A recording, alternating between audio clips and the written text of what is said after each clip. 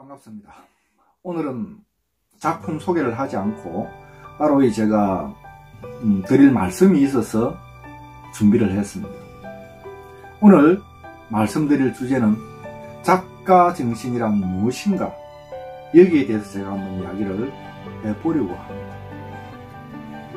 작가 정신이 무엇일까요? 먼저 작가 정신을 알기 전에 작가의 분류, 종류 이런 것을 한번 이야기를 해보겠습니다. 미술을 하는 사람, 또는 작곡을 하는 사람, 어디 인테리어에서 한 부분을 디자인하는 사람 등등 여러 종류가 있습니다. 이 작가에도.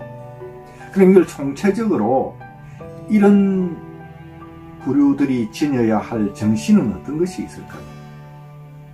저는 이 작가 정신을 이야기할 때 꼭 말씀드리고 싶은 것이 있습니다. 자기를 속이지 말라는 것. 작가 정신은 먼저 자기 자신을 속이지 말아야 하며 자기 양심에 반하지 않아야 한다는 것입니다. 그럼 미술을 예를 들어 보도록 하겠습니다. 정말 열심히 신나게 몇 주, 몇 달 동안 작품을 했습니다. 그러나 그 작품이 어디 한 군데 흠결이라든지 잘못된 부분이 있다는 것을 작가는 압니다. 그것을 무시하고 전시회나 어디에 공개를 했을 때 과연 자기 양심에 부끄럽지 않을까요? 제가 이 작품을 맨날 몇 주 동안 만들었습니다. 그러나 제 마음에 들지 않아 이렇게 파손을 했습니다. 훼손시켜버렸습니다. 저는 하나의 작품을 완성하고 난 이후에 제 마음에 들지 않는 부분이 있으면 이렇게 가감하게 부숴버립니다. 미련 없이, 후회 없이 부숴버립니다. 그리고 부수고 난 뒤에 약 일주일 동안 밖에 내버려 둡니다. 화실에 들어오고 나갈 때 그 작품을 보면서 제 마음에 다짐을 합니다. 저런 실수를 또 하지 말아야겠다. 작품에 한 점 후회라도 남기지 말아야겠다. 내 양심을 속이고 내 자신을 속이고 그 작품을 전시회나 다른 곳에 공개했을 때 나는 영원히 후회할 것 아닌가 라는 생각으로 이 작품을 쳐다봅니다. 이 부서진, 이 훼손된 작품을 봅니다. 아까 말씀드렸던 작가 정신은 자기 자신을 속이지 않고 자기 양심에 반하지 않아야 한다는 것이 정말 중요합니다.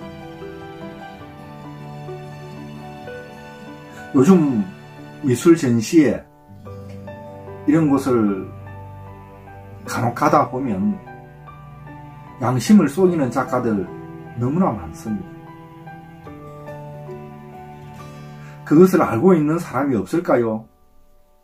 이 지구상에 단 한 명이라도 그 실수를 파악하고 깨닫는 사람이 있습니다. 그걸 알아야 됩니다. 그래서 제가 오늘 말씀드리는 것이 작가 정신, 이것을 말씀드리고 싶어서 지금 촬영을 하고 있습니다. 제가 이 앞전에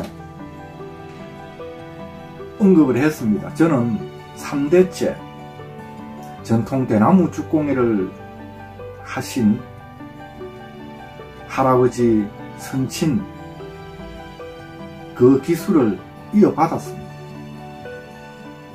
제가 우리 선친한테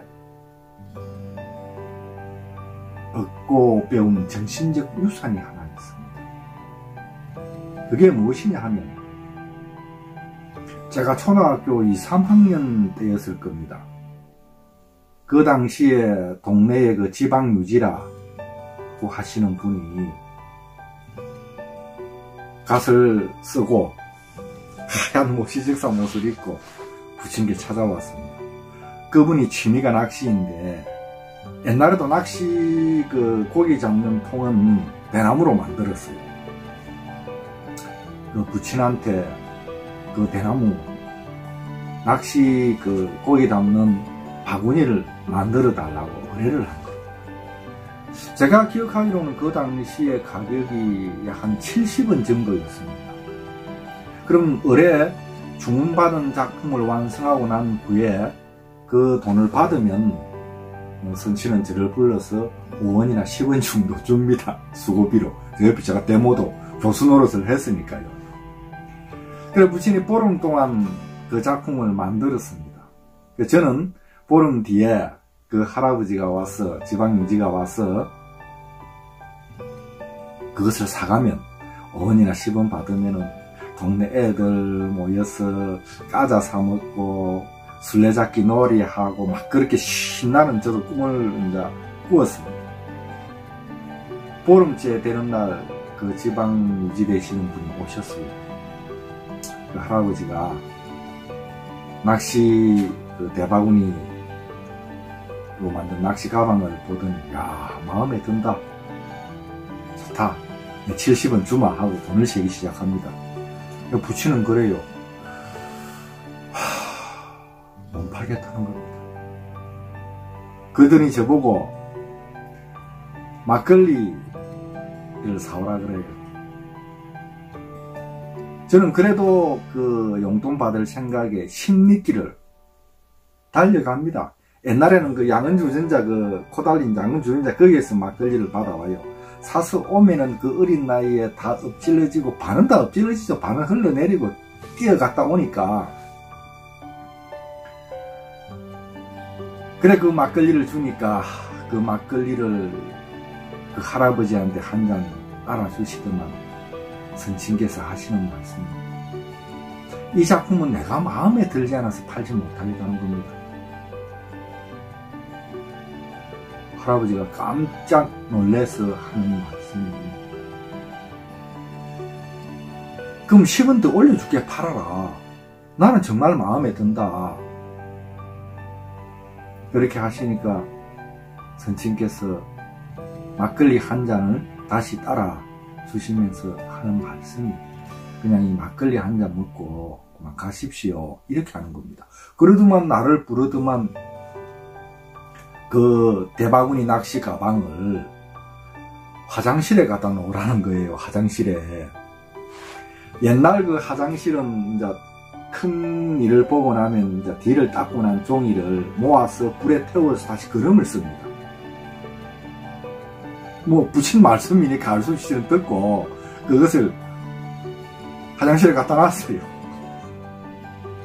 갖다 놓으면서 속이 부글부글 하지요. 집에 쌀도 없고 내일 나는 또 그 미술 시간에 물감도 사야 되는데 아니 돈 받아서 좀 그런데 좀 쓰면 안 되나. 막 어린 나이에는 막 불불 끓어요. 결국은 그 할아버지는 그 낚시 가방을 사지 못하고 그냥 돌아갔습니다. 그 화장실에 그 낚시 가방에 뒤를 닦고 버리는 종이 담는 통으로 쓴 것이 제 대학생활 할 때까지 있었습니다. 정말 원망스럽죠. 그런데 제가 이 그림을 그리고 시작하고 난 뒤부터 깨달았습니다. 정말 엄청난 정신적 유산을 나에게 주고 가셨구나. 그것이 작가 정신입니다. 작가는 알아요.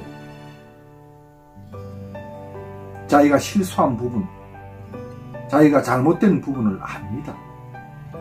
선치는 그걸 팔아서 돈을 우선 받으면 되지만 평생 자기 가슴에 후회와 한을 남기기 싫었던 것입니다.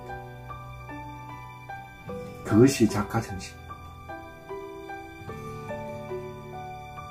미술을 사랑하시는 분, 혹은 그림을 하시는 분, 혹은 예술을 하시는 분, 혹은 인테리어에 종사하시는 분, 작가 정신 절대로 잊지 말아야 합니다.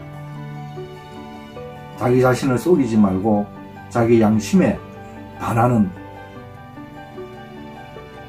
작품은 절대로 세상에 공개되지 말아야 합니다. 평생 후회와 한이 되는 행동을 남기지 말아야 합니다. 감사합니다. 또 다음에 뵙도록 하겠습니다. 안녕.